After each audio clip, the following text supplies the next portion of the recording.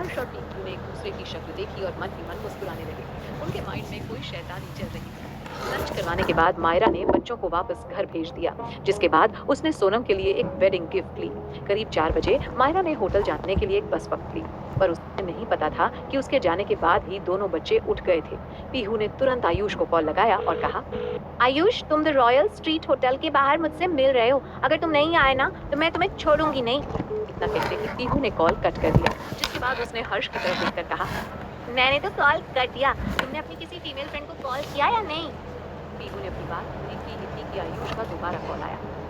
क्यों? मेरे mummy papa बाहर गए हुए हैं और मुझे मेरी बहन का ध्यान रखना है, इसलिए मैं नहीं आ सकता। तुम सच में एक नंबर के बेवकूफ हो। अपनी बहन को भी साथ लेकर आ जाओ, हम सब खूब मस्ती करेंगे। पीहू ने बीच में टोकते हुए कहा, मैं और हर्ष तुम्हारी बहन का ध्यान रखेंगे। ठीक है, तब मिलते हैं। पीहू से डांट पड़ने के बाद भी आयुष गुस्सा नहीं हुआ। आखिर वो पीहू को पसंद जो करता था। कॉल रखते ही पीहू ने हर्ष को कहा, तुम्हें किसी को बुलाने की जरूरत नहीं है, आयुष ने हमारा काम आसान कर दिया। बस हमें किसी तरह आज की शादी कवर करनी है। आज द रॉयल स्ट्रीट होटल का नजारा ही कुछ और था। आज शर्मा और अरोड़ा परिवार शादी के बंधन में बंधने वाले थे। शर्मा फैमिली की सोसाइटी में काफी इज्जत थी, इसलिए उनकी साइड से कई बड़े बिजनेसमैन और पॉलिटिशियन आए हुए थे। वहीं अरोड़ा परिवार के लोग साधारण बिजनेसमैन थे, तो जो एक छोटी सी फैक्ट्री चलाते थे। यही वजह थी कि अरोड़ा फैमिली शर्मा फैमिली के साथ नाम जोड़ना चाहते थे, और इसका शादी से बेहतर तरीका क्या हो सकता था। जब मायरा अकेली चलकर अंदर हॉल में आई तो उसने देखा उसकी सौतेली माँ और उसकी आंटी आपस में बात कर रहे थे। उसकी आंटी बोल रही थी, मानव मेरी बेटी से बहुत ज्यादा प्यार करता है, उसने सोनम को जो रिंग दी है उसकी कीमत करोड़ों में है। जिस पर दामिनी ने भी प्राउड होकर बताया, और यानिका भी जल्दी पढ़ाई के लिए विदेश जा रही है। ऐसा मौका बहुत कम लोगों को ही मिलता है, और लड़कियों के लिए एक अच्छी शिक्षा मिलना और अपने पैरों पे खड़ा होना सबसे बड़ी कामयाबी है। शादी तो हर किसी की हो जाती है, और आजकल तो इतनी जल्दी डिवोर्स भी हो जाते हैं। ये बात सुनकर माला की आंटी चिढ़ गई। मैंने तो सुना है कि अनिका ने काम करने से मना कर दिया था। 22 साल की होने के बावजूद अनिका आपसे पैसे ले रही है। हमारी सोनम तो जब 17 साल की थी तभी उसे एक लड़के ने पसंद कर लिया था जो उसे पैसे देता था। दामिनी ने हंसते हुए कहा, 17 की उम्र में ही प्यार प्यार के चक्कर में पड़ जाना, ये कहाँ की समझदारी है। उसकी आंटी गुस्से से आग बबूला हो रही थी कि उनकी नजर मायरा पर गई। वो अपनी बड़ी बेटी को ही देख लो, वो तो 18 साल में ही प्रेग्नेंट हो गई थी, वो भी ऐसे लड़के से जो कभी वापस नहीं आया। मुझे तो लगता है कोई लड़का मुझसे शादी करना नहीं चाहेगा। दामिनी ने माया की तरफ देखा और तुरंत उसे डांटने लगी, तुम यहाँ क्या कर रही हो? ये तो जेल में होना चाहिए था ना। मुझे सोनम ने शादी का इनविटेशन दिया। दामिनी गुस्से से उसे घूरने लगी, तुम्हें खुद पर शर्म आनी चाहिए, मेरी नजरों से दूर हो जाओ। मायरा अब और गाने नहीं सुन सकती थी, वो पीछे मुड़ी और जाने लगी। रुको। सोनम की माँ ने मायरा का एक हाथ पकड़ा और कहा, अब तुम यहाँ आ गई हो तो वापस कैसे जा सकती? रुक जाओ और सोनम और मानव को एक साथ जिंदगी शुरू करते हुए देखो। मायरा की आंटी ने जानबूझकर ऐसा कहा था। ठीक है, मायरा ने चुपचाप उनकी बात मान ली, जिसके बाद दामिनी और मायरा की आंटी दोनों वहां से चले गए। वहीं मायरा को इस बात से कोई फर्क नहीं पड़ता था कि किसकी शादी किससे हो रही है। मायरा एक कुर्सी पर जाकर बैठ गई। अगले हफ्ते उसे एक वेडिंग प्लान करनी थी, जिसके लिए उसे कई सारी तैयारियां करनी थी। वो आइडियाज ढूंढ रही थी कि अचानक से कोई आकर उसके पास खड़ा हो गया। मायरा ने जैसे ही अपना सिर उठाया, वो हैरान रह गई।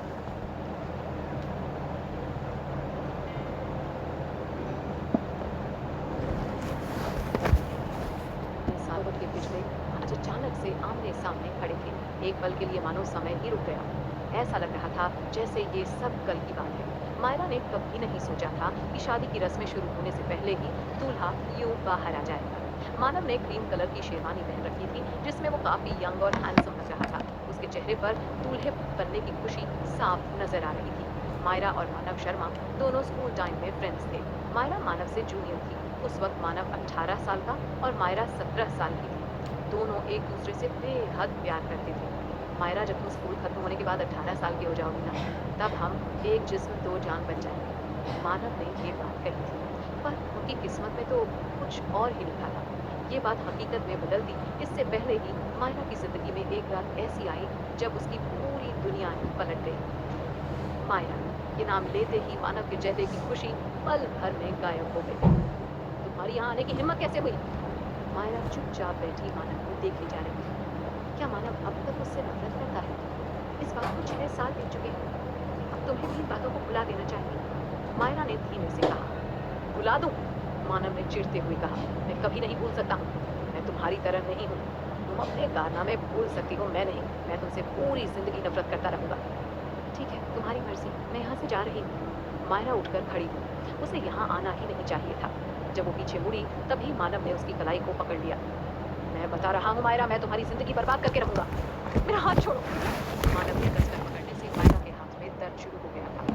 हाँ, तुम्हें क्या लगता है मुझे तुम्हारे जैसी गिरी हुई लड़की को छूने का कोई शौक है? हाँ? मानव ने हंसते हुए कहा, जिसके बाद उसने मायरा का हाथ झटक दिया। मायरा ने मानव की बात पर जरा सा भी ध्यान नहीं दिया। वो वहां से जा ही रही थी, तब दुल्हन भागती हुई उसके पास आई। सोनम ने ठीक से मेकअप तक नहीं किया था। उसने जैसे ही मानव और मायरा को बात करते देखा, वो हड़बड़ाकर वहां आ गई। मायरा, तुम्हारे अंदर शर्म नाम की चीज है भी या नहीं? तुम्हारी हिम्मत कैसे हुई मेरे हस्बैंड को गुस्सा दिलाने की? सोनम तुरंत मायरा को डांटने लगी। तभी मानव ने सोनम की कमर को पकड़कर उसे साइड से हक किया और कहा, मुझे सोनम जैसी लड़कियां पसंद है जो अपनी मासूमियत बचा कर रखती है। जब मैं और सोनम रिलेशनशिप में आए थे तब वो वर्जिन थी। इतना सुनते ही मायरा सोनम को घूर लिया। अच्छी बात है, उससे दोनों को शादी की बहुत सारी उम्मीदें और जल्दी हम दोनों की जिंदगी में एक नन्हा मुन्ना सा बच्चा आएगा। मायरा सोनम के ताने कर अच्छी से जानती थी। अगर वो पूरी तरह ठीक बिहेव करने लगेगी या उनकी बात का जवाब देगी तो इससे उसी की इमेज खराब होगी। पता नहीं क्यों पर मायरा की बात सुनकर सोनम को गुस्सा आ गया। पिछले 6 साल से उसने और मानव ने कोई प्रोटेक्शन नहीं लिया था, फिर भी वो एक बार भी प्रेग्नेंट नहीं हुई। सोनम भी मानव और मायरा के साथ सेम स्कूल में पढ़ती थी और 16 साल की उम्र में सोनम क्लास के सबसे बदमाश लड़के के साथ फिजिकल हुई थी, जिसके बाद वो प्रेग्नेंट हो गई। डर के मारे सोनम ने स्कूल के बाथरूम में अबॉर्शन के पिल्स खा लिए। उस वक्त वो मरते मरते बची थी। मायरा ने ही उसका ख्याल रखा था। सोनम ने बहाना बना दिया था कि बाहर का खाने की वजह से उसके पेट में दर्द हो रहा है, ताकि मायरा उसे हॉस्पिटल लेकर न चली जाए और सारी सच्चाई न जान ले। कुछ ही टाइम बाद मायरा और मानव का ब्रेकअप हो गया। सोनम काफी टाइम तक किसी के साथ फिजिकल नहीं हुई, जिसकी वजह से जब वो मानव के साथ आई तो उसने उसे वर्जिन समझ लिया। तब से सोनम छिपकर प्रेग्नेंट होने की दवाइयां ले रही थी, पर उसे डॉक्टर ने बताया कि कम एज में प्रेग्नेंट होने और बिना डॉक्टर की निगरानी में अबॉर्शन करवाने की वजह से वो अब कभी भी मां नहीं बन पाएगी। और अभी मायरा ने उसे बच्चे होने का आशीर्वाद दिया, जिससे सोनम को उस पर बहुत तेज गुस्सा आने लगा। वहीं मायरा के पास तो 2 जुड़वा बच्चे थे जो काफी समझदार और प्यारे थे। इस बात से सोनम को जलन होती थी। मायरा ने अनजाने में ही सोनम की दुखती नस को दबा दिया था। मायरा, तुम अकेली क्यों आई हो? सोनम ने टॉन्ट मारते हुए कहा। वो शादीशुदा बूढ़ा आदमी कहाँ गया जिसे आंटी तुम्हारी शादी करवाने की सोच रही थी? प्लीज मत कहना कि उसने भी तुम्हें रिजेक्ट कर दिया। वैसे गलती उसकी नहीं है, तुम्हारे जैसी लड़की को तो रोड साइड वाला भिखारी भी नीचा समझेगा।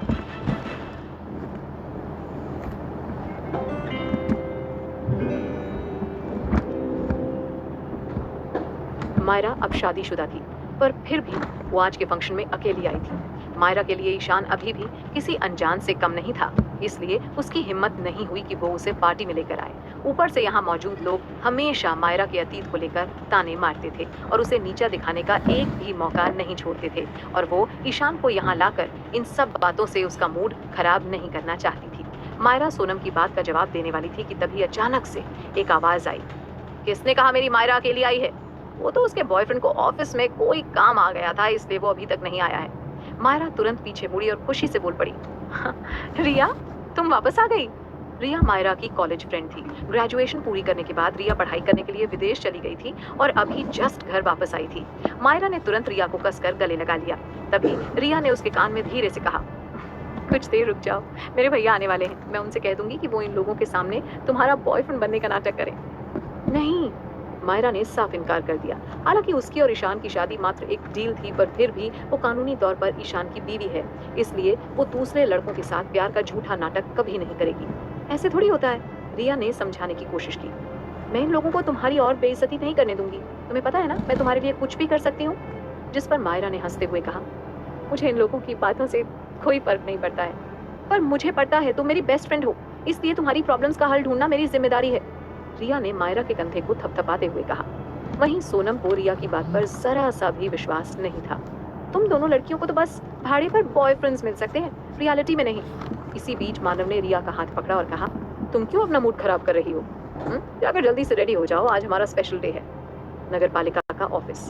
कार्तिक वर्मा सैटरडे को होने वाली मीटिंग की डिटेल्स पर काम कर रहा था कि उसके असिस्टेंट प्रेम ने दरवाजा खटखटाया। सर, आपने जो ऑर्डर दिया था वो काम पूरा हो गया। प्रेम ने तुरंत डॉक्यूमेंट लाकर डेस्क पर रख दिया और बताया, मुंबई शहर की सारी पुलिस फोर्स से पूछताछ की जा रही है, खासकर उस पुलिस स्टेशन से जहां का हेड अशोक था। और सर, अशोक को पुलिस की नौकरी से निकाल दिया गया है और 2 पुलिस ऑफिसर्स को जेल भी भेज दिया गया है।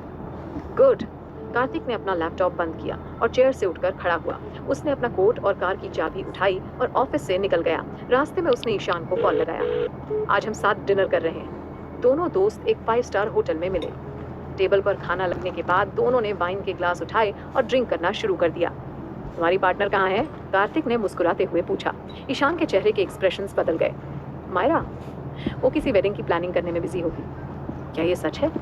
लगता है तुम्हारी वाइफ तो तुमसे भी ज्यादा बिजी है। कार्तिक ने हैरानी से पूछा। ईशान ने वाइन के ग्लास को नीचे रखा और चेयर पे लीन होकर बैठ गया। मेयर कार्तिक वर्मा को कब से गॉसिप करने में इतना इंटरेस्ट आ गया? क्या मुंबई शहर के लोगों को इस बात की खबर है? हाँ, मेरा मजाक बना लो। अच्छा, डिनर के बाद शूटिंग की प्रैक्टिस करने चलते हैं? कार्तिक ने एक्साइटेड होकर कहा। मुझे भी तो देखना है कि तुम्हारा निशाना पहले की तरह सटीक रहा भी है या नहीं। ईशान और कार्तिक ने कुछ टाइम तक स्पेशल फोर्सेस में काम किया था, जहां पर उनकी इतनी गहरी दोस्ती हो गई थी। ठीक उसी वक्त कार्तिक का फोन बजा। भैया, आप कहाँ हैं? क्या आप द रॉयल स्ट्रीट होटल आ सकते हैं? मुझे आपकी मदद चाहिए। रिया ने रिक्वेस्ट किया। हाँ बताओ, क्या बात है? कार्तिक ने अपनी बहन को बहुत लाड प्यार से रखा था। वो उसकी कोई भी बात नहीं टाल सकता था। जिस पर रिया ने कहा, वो सब मैं बाद में बताऊंगी, बस आप यहाँ जल्दी से आ जाइए। कार्तिक ने सामने बैठे ईशान की तरफ देखा और कहा, ठीक है, मैं ईशान के साथ वहाँ आता हूँ। वाह, ये बढ़िया रहेगा। रिया बहुत ज्यादा खुश हो गई।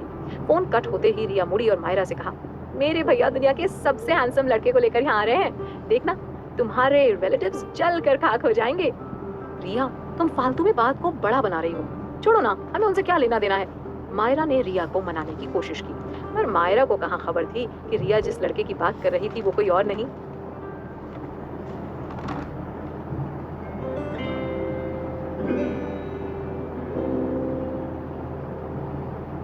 जब वेडिंग सॉन्ग प्ले हुआ तब सोनम शादी का जोड़ा पहने हुए थी। वो अपने डैड के साथ रेड कारपेट पर धीरे धीरे मानव के पास जा रही थी। मानव और सोनम एक साथ खड़े थे।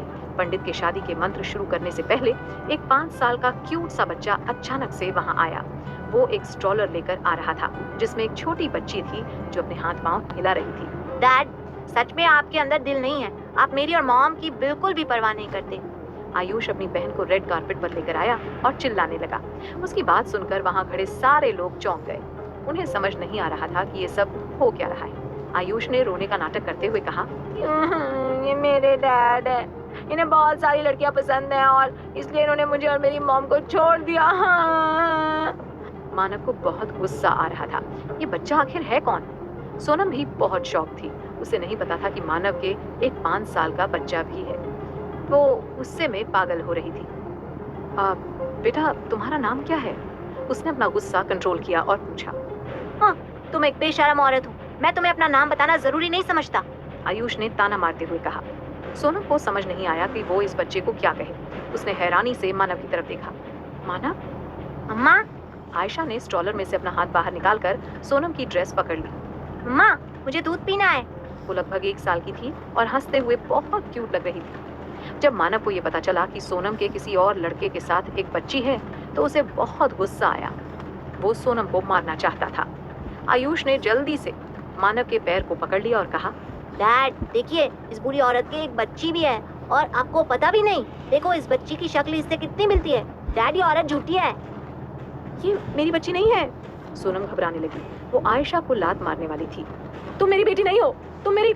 जब मायरा ने देखा कि सोनम उस बच्ची को चोट पहुंचा देगी तो वो आगे बढ़ी और उस बच्ची को अपनी गोद में उठा लिया। सोनम किसी बच्ची के साथ इतना गंदा बिहेव कैसे कर सकती है? मायरा को ऐसा करते देख सोनम ने उस पर इल्जाम लगाते हुए कहा, जरूर तुमने मुझे फंसाने के लिए इस बच्ची को ढूंढा। तुम मुझे और मानव को एक साथ खुशी से रहते हुए नहीं देख सकती, इसीलिए तुमने ये प्लान बनाया है ना? मैं इस बच्ची को नहीं जानती, मायरा ने गुस्से में देखते हुए कहा। लेकिन तुम इस बच्ची को ऐसे लात नहीं मार सकती, इसे मुझे दो। सोनम ने अपना हाथ आगे बढ़ाते हुए कहा, मैं भी देखना चाहती हूँ कि कौन मेरी शादी बर्बाद करना चाहता है। मानव ने भी आयुष को अपनी गोद में उठा लिया और कहा, अगर तुम मुझे सब कुछ साफ साफ नहीं बताओगे तो मैं तुम्हें इस होटल से बाहर नहीं जाने दूंगा। अचानक से वहां पटाखों की आवाज आने लगी। वो नहीं जानते थे कि वहाँ इतने पटाखे किसने लगाए। पूरे हॉल में भगदड़ मच गई। फायर अलार्म से डरकर सब लोग भागने लगे। आयुष ने जल्दी से खुद को मानव से छुड़ाया और मायरा की तरफ भागा। उसने अपनी बहन आयशा को मायरा से लिया और उसे स्ट्रोलर में बैठाकर बाहर की तरफ चला गया। जब आयुष अपनी बहन को होटल से बाहर लेकर आया, तब वहाँ हर्ष और पीहू पहले से ही खड़े उसका इंतजार कर रहे थे। ओह, ये कितना भयानक था। आयुष एक गीले टिश्यू से अपना मुंह पोंछने लगा। अच्छा हुआ कि हर्ष ने पटाखे लगा दिए, नहीं तो वो मेरी बहन को पकड़ लेते। पीहू ने हंसते हुए कहा, तुमने वो सारी बातें क्यों नहीं कही? मैं अपनी लाइंस भूल गया था, मैं बहुत नर्वस हो गया था। आयुष ने मुस्कुराते हुए सच सच कहा, मैं पीहू जितना इंटेलिजेंट नहीं हूँ ना। कोई बात नहीं, हमने उनके लिए प्रॉब्लम खड़ी कर दी है, पीहू ने हंसते हुए कहा। अचानक आयशा रोने लगी।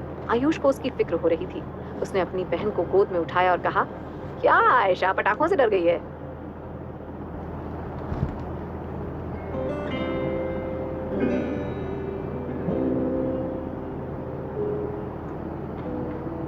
वो भूखी है, तुम घर जाओ और उसे दूध पिलाओ। पीहू ने आयशा के सिर पर हाथ रखा और आयुष को देखते हुए कहा, हर्ष, आयशा के लिए दूध तैयार कर दो। आयुष ही हमेशा दूध तैयार करता है, हर्ष ने कहा। वो चारों बच्चों में सबसे कम बोलता था। पीहू ने उसे छेड़ते हुए कहा, आयशा तुम्हें सबसे ज्यादा पसंद करती है। जरा सोचो, जब वो बड़ी होगी और तुमसे शादी कर लेगी, तब तुम ही उसे दूध पिलाओगे। ये कितना इंटरेस्टिंग लग रहा है ना? आयशा को शायद पीहू की बातें समझ आ रही थी। वो खुशी से ताली बजा रही थी। हर्ष ने एक टैक्सी बुलाई। तीनों बच्चे आयशा के स्ट्रोलर के पास खड़े आयशा को देख रहे थे। उसी समय वहाँ दो अट्रैक्टिव लड़के अपनी लग्जरी कार से बाहर आए। ईशान और कार्तिक साथ में होटल आए।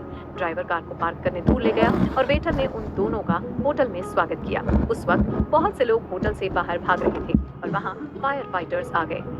मेयर वर्मा, शादी में पटाखों की आवाज आई और सारे गेस्ट भाग गए। होटल का हेड आगे आया और कहा, हमने शादी सस्पेंड कर दी है। पहले फायर फाइटर्स को अंदर जाकर चेक करने दीजिए कि वहाँ कोई खतरा तो नहीं है। जल्दी उन्हें अंदर भेजो। कार्तिक ने सिर हिलाते हुए ऑर्डर दिया। उसने ईशान से कहा, ईशान तुम अंदर जाकर रिया को ढूंढो, मैं पहले ये मैटर हैंडल करना चाहता हूँ। जब ईशान एग्जिट गेट में आया तब उसने वहाँ मायरा को देखा। मायरा साइड में खड़ी थी। उसने फुल स्लीव्स का सिंपल स्वेटर और पैंट पहन रखी थी। वो वहाँ खड़ी बहुत प्यारी लग रही थी। ईशान भैया! रिया ने सबसे पहले ईशान को देखा। उसने मायरा का हाथ पकड़ा और जल्दी से ईशान के पास जाने लगी। मायरा को कुछ समझ नहीं आया। वो रिया के पीछे पीछे चलने लगी। उसे उम्मीद नहीं थी कि यहाँ ईशान भी आएगा। क्या कार्तिक वर्मा रिया का भाई है? रिया मायरा के साथ ईशान के सामने जाकर खड़ी हो गई। रिया ने अपना हाथ बढ़ाया और ईशान को हग करते हुए कहा, ईशान भैया, मैंने आपको बहुत मिस किया। ईशान ने रिया की पीठ थपथपाई और साइड में खड़ी मायरा को देखने लगा। ईशान भैया, ये मेरी कॉलेज की क्लासमेट मायरा है। कार्तिक भैया नहीं आए? रिया बहुत खुश लग रही थी। मैं मायरा को उनसे भी इंट्रोड्यूस करवाना चाहती हूँ। मायरा, ये मेरे भैया की बेस्ट फ्रेंड है। ये दोनों हमेशा साथ साथ रहते हैं। मेरी तरह तुम भी इन्हें ईशान भैया कह सकती हो। ईशान भैया? मायरा उसे ये नहीं कह सकती थी। हेलो मिस्टर कपूर, मायरा ने धीरे से ग्रीट किया। क्या आप दोनों एक दूसरे को जानते हो? रिया सरप्राइज थी। ईशान बिल्कुल चुप था और मायरा को भी समझ नहीं आ रहा था कि वो क्या कहे। फिर मायरा ने समझाया, हमारी कंपनी मिस्टर कपूर के साथ काम करना चाहती है। उसी वक्त सोनम मानव के साथ वहां आई। उसकी शादी पूरी तरह से बर्बाद हो चुकी थी। उसने मायरा की तरफ इशारा करते हुए कहा, तुम एक बकवास लड़की हो, ये सब तुम्हारी वजह से हुआ है। सोनम, तुम कितनी बदतमीज हो। रिया ने तुरंत अपनी दोस्त को डिफेंड करते हुए कहा, तुम और मानव दोनों ही गंदे इंसान हो। इस सब के लिए तुम मायरा को जिम्मेदार क्यों ठहरा रही हो? मायरा, तुम्हारा बॉयफ्रेंड कहाँ है? सोनम ने गुस्से में कहा, क्या तुम पैसे देकर भी एक बॉयफ्रेंड अरेंज नहीं कर सकती? मायरा ने कुछ नहीं कहा। रिया ने ईशान को धीरे से धक्का देते हुए कहा, ईशान भैया, मायरा की मदद करो, मेरे भैया अभी तक नहीं आए हैं। असल में अगर रिया ईशान को मायरा की मदद करने के लिए नहीं भी कहती तो भी ईशान किसी को भी मायरा को हर्ट नहीं करने देता। सोनम, क्या तुमने देखा? रिया ने घमंड से कहा, ये है मायरा का बॉयफ्रेंड। जब तुम्हें पता चलेगा कि ये कौन है तो तुम डर के मारे घबराने लगोगी।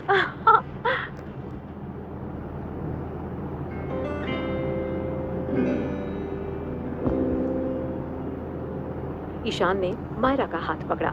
मायरा हैरत में ईशान की तरफ देखने लगी। ये पहली बार नहीं था जब ईशान ने मायरा का हाथ पकड़ा हो। पहली बार ईशान ने जब मायरा का हाथ पकड़ा था तब वो पुलिस स्टेशन में थी और वहाँ सब मायरा को नीचा दिखाने की कोशिश कर रहे थे, लेकिन ईशान ने उसका साथ दिया।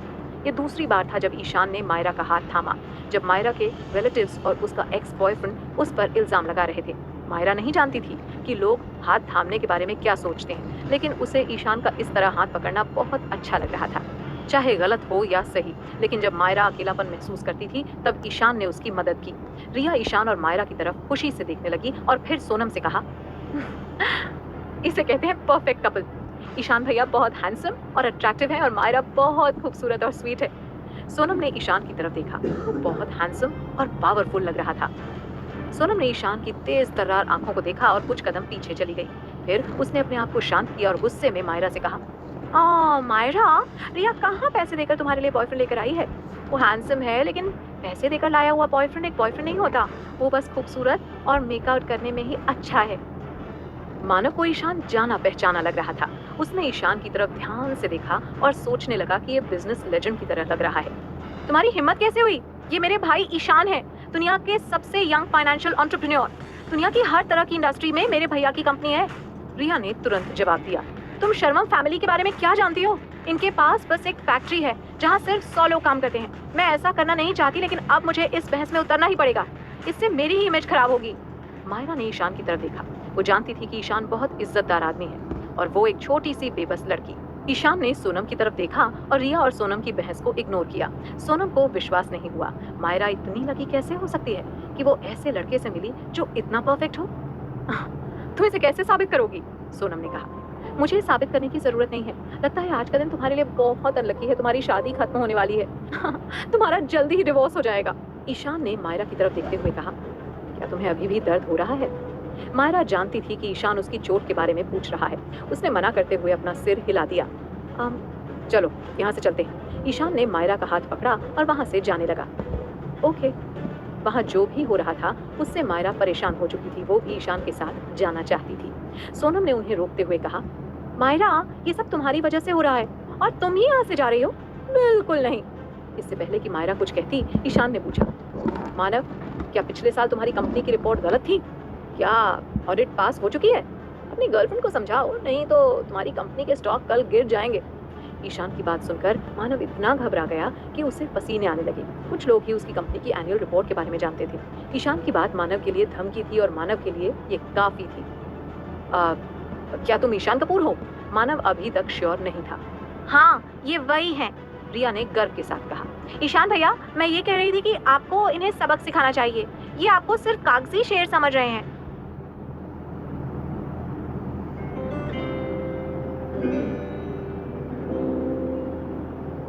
तब तक सोनम की माँ भीड़ में से निकल कर आई और पूछने लगी, आखिर ये ईशान कपूर कौन है?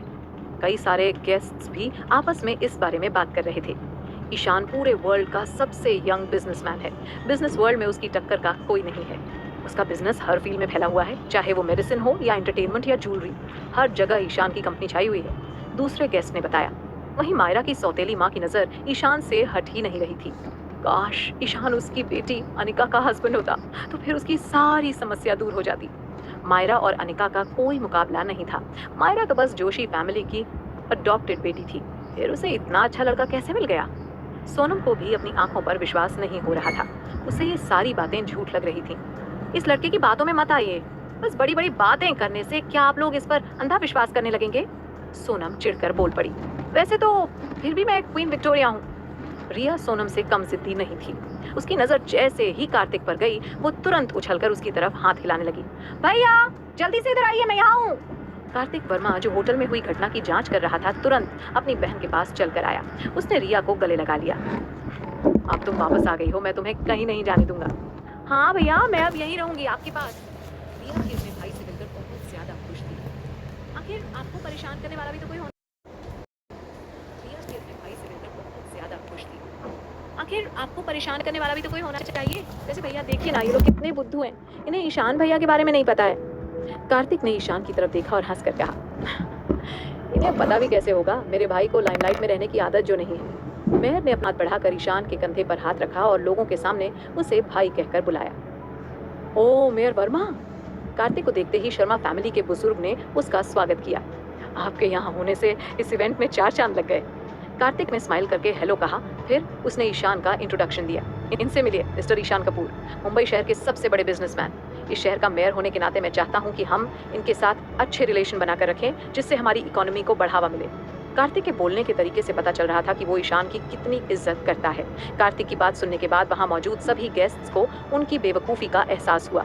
उनके सामने कोई और नहीं बल्कि द फेमस ईशान कपूर खड़ा था। ये तो उनकी खुशकिस्मती थी कि इतना मशहूर व्यक्ति शादी में आया है। ये तो उनकी खुशकिस्मती थी। Hello mister Kapoor, Sharma family के बुजुर्ग ने तुरंत हाथ मिलाने के लिए बढ़ाया, पर ईशान ने उन्हें इग्नोर करते हुए साइड में खड़ी मायरा की तरफ देखकर पूछा, तुम थक गई होगी।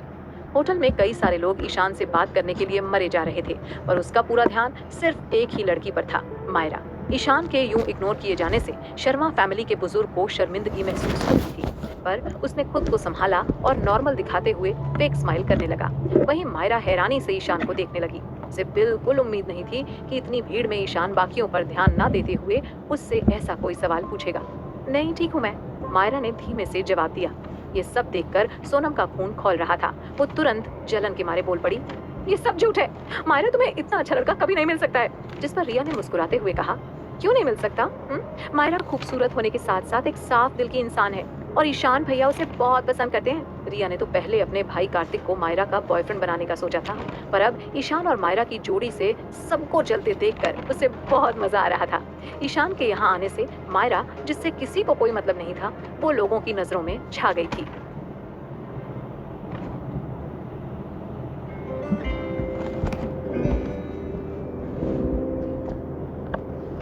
मायरा की सौतेली माँ तुरंत बोल पड़ी, मायरा, तुम और मिस्टर कपूर एक दूसरे को जानते हो? चलो अब हमें भी इनसे इंट्रोड्यूस करवाओ, और जरा इन्हें अनिका के बारे में भी बताओ। हमारी अनिका ने इंडिया के सबसे फेमस यूनिवर्सिटी से ग्रेजुएशन किया है ना, और आगे पढ़ने के लिए विदेश जाने वाली है। वो काफी इंटेलिजेंट और टैलेंटेड है। अनिका, जिसने लाइट ब्लू कलर का लहंगा पहन रखा था, वो तुरंत चल कर आई और ईशान से कहा, हाय, मैं अनिका हूँ। मैंने आपके बारे में बहुत कुछ सुन रखा था और आज आपको सामने देख भी लिया। अनिका ने मायरा को धक्का देकर साइड किया और अपने बारे में बताने लगी जैसे ईशान को इम्प्रेस करना चाहती हो। चलो चलते हैं। ईशान ने अनिका की तरफ देखा तक नहीं और मायरा से चलने को कहा। उसकी टोन किसी बॉस से कम नहीं थी। उसे यहाँ का माहौल काफी इरिटेटिंग सा लग रहा था। अपनी बात कहते ही ईशान जाने लगा और मायरा भी चुपचाप उसके पीछे पीछे चलने लगी। तभी अनिका भागती हुई मायरा के पास गई और उसके कान में धीरे से कहा, जाकर खुद को एक बार शीशे में देख लेना। तुम ईशान जैसे लड़के के लायक नहीं हो। वो बस तुम्हारा फायदा उठाना चाहता है और कुछ नहीं। रिया के बर्दाश्त के बाहर था कि कोई उसकी बेस्ट फ्रेंड को उल्टा सीधा बोले। उसने अनिका की बांह पकड़ी और उसे मायरा से दूर किया। तुम्हारी इस गिरी हुई सोच की वजह से ईशान भैया कभी तुम्हें भाव नहीं देंगे, इसलिए मेरी मायरा की लाइफ से जितनी दूर हो सके चली जाओ। इतना कहते ही रिया ने मायरा का हाथ पकड़ा और वहां से चली गई। द रॉयल स्ट्रीट होटल के बाहर 2 गाड़ियां खड़ी थी। ईशान और कार्तिक अपनी अपनी गाड़ियों में बैठ गए। रिया पहले मायरा के साथ ईशान की कार में बैठने वाली थी, पर तभी कार्तिक ने उसे अपने पास बुला लिया। रिया, यहाँ आओ, उसने हाथ हिलाते हुए कहा। रिया ने मायरा का हाथ छोड़ा और कहा, तुम ईशान भैया की कार में बैठ जाओ, हम थोड़ी देर में मिलते हैं। रिया तुरंत जाकर कार्तिक की गाड़ी में बैठ गई। भैया, हम कहाँ जा रहे हैं? मुझे बहुत तेज भूख लग रही है, मैंने तो डिनर भी नहीं किया है। पहले तुम्हारे लिए खाने को कुछ लेते हैं, फिर हम शूटिंग क्लब चलते हैं, कार्तिक ने बताया। ग्रेट! रिया के चेहरे पर बड़ी सी स्माइल थी। मुझे ईशान भैया को शूट करते हुए देखने में बड़ा मजा आता है। अच्छा, और तुम्हारे भाई की शूटिंग का क्या? कार्तिक ने हाथ बढ़ाया और रिया के सर को हल्के से थपथपाया। ऑफ कोर्स भैया, आपका भी निशाना बहुत बढ़िया है। रिया ने तुरंत कार्तिक को गले लगा लिया। आप और ईशान भैया दोनों की शूटिंग स्किल्स परफेक्ट हैं। वहीं दूसरी तरफ मायरा ईशान की गाड़ी के बाहर खड़ी थी। उसने पीछे बैठे ईशान की तरफ देखा। मिस्टर ईशान, मुझे घर जाना है। गाड़ी में बैठ जाओ। ईशान ने मायरा की बात को इग्नोर किया और अजीब तरीके से कहा। मायरा ईशान के बगल में आकर बैठ गई। उसने ईशान से हल्की दूरी बनाए रखी। बाहर वालों के सामने चाहे उन्हें नाटक क्यों न करना पड़े, पर यूं अकेले होने पर मायरा अपनी लिमिट्स अच्छे से जानती थी। ईशान की नज़र उनके बीच की खाली जगह पर गई, पर उसने कोई रिएक्शन नहीं दिया। पूरे रास्ते ईशान ने कुछ नहीं कहा। वहीं मायरा भी चुपचाप बैठी हुई थी। यूं ईशान के साथ एक कार में जाना, इस बात से मायरा अभी भी थोड़ी अनकंफर्टेबल थी। शूटिंग क्लब पहुंचने के बाद मायरा ने देखा रिया हाथ में खाने का सामान लेकर खड़ी थी। मायरा, चलो पहले कुछ खा लेते हैं, फिर इनकी शूटिंग देखेंगे। मायरा ने मुड़कर देखा, ईशान ने ग्लव्स पहन लिए थे और उसके हाथ में गन थी। टेंशन मतलब ये किसी माफिया के मेंबर्स नहीं है। रिया इतना कहते ही जोरों से हंसने लगी। ये दोनों पहले स्पेशल फोर्स में थे। रिटायरमेंट लेने के बाद ईशान भैया ने बिजनेस शुरू किया और मेरे भैया ने पॉलिटिक्स ज्वाइन कर ली। इनकी दोस्ती शुरुआत से ही काफी गहरी रही है। मायरा ने चुपचाप अपना सिर हिलाया, फिर वो रिया के साथ खाना खाने लगी। खाने के बाद ईशान और कार्तिक शूटिंग वाले एरिया में चले गए। दोनों अलग अलग पोजीशन पर खड़े थे। दोनों के हाथ में एक गन थी। उन्होंने टारगेट पे निशाना लगाया। ईशान जैसे टॉल और अट्रैक्टिव पर्सनालिटी वाले लड़के के हाथ में गन देखकर किसी का भी दिल आ जाता।